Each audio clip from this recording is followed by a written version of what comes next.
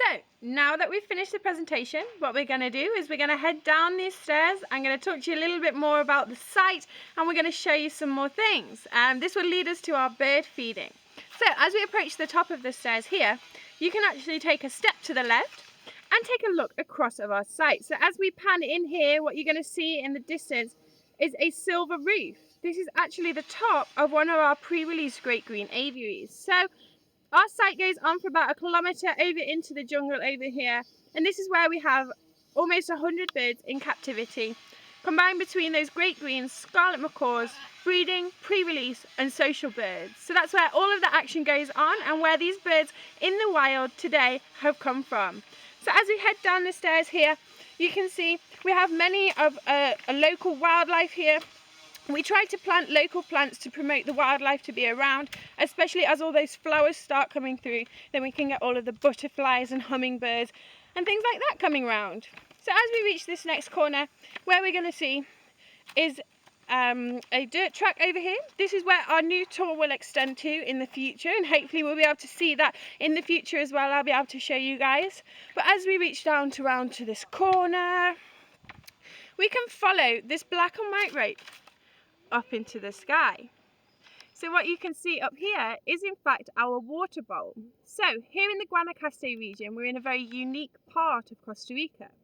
The whole of Costa Rica has what we call a dry season, but here in the Guanacaste is one of the only areas which truly has a dry season. For 6 months of the year, we will not see a single drop of rain.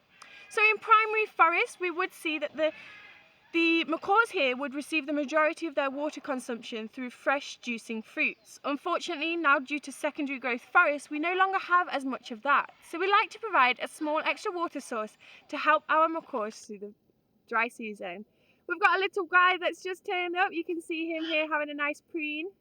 What we can also see here is really interesting actually, is that dirty mandible. His upper mandible there has got kind of muddy stains on it. This is a really awesome sign of a breeding bird.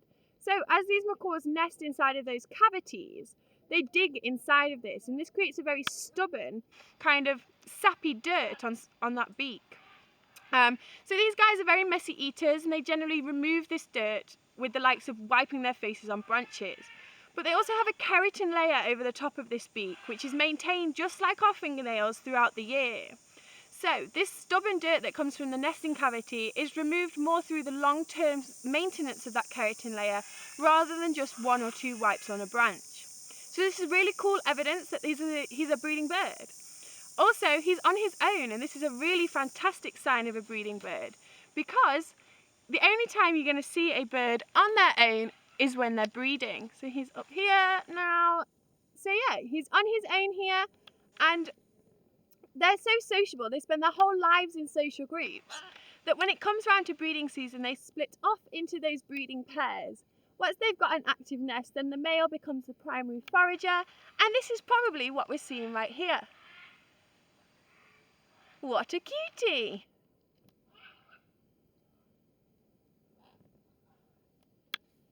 So as we continue, we're going to head down, and this is where we will find the feeding stations.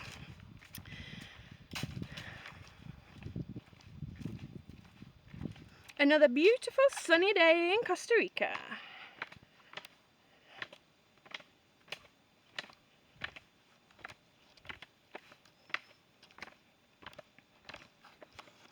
So here we are.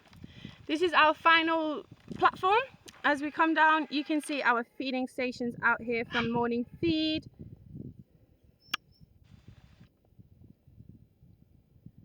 And this little guy's still here. So yeah.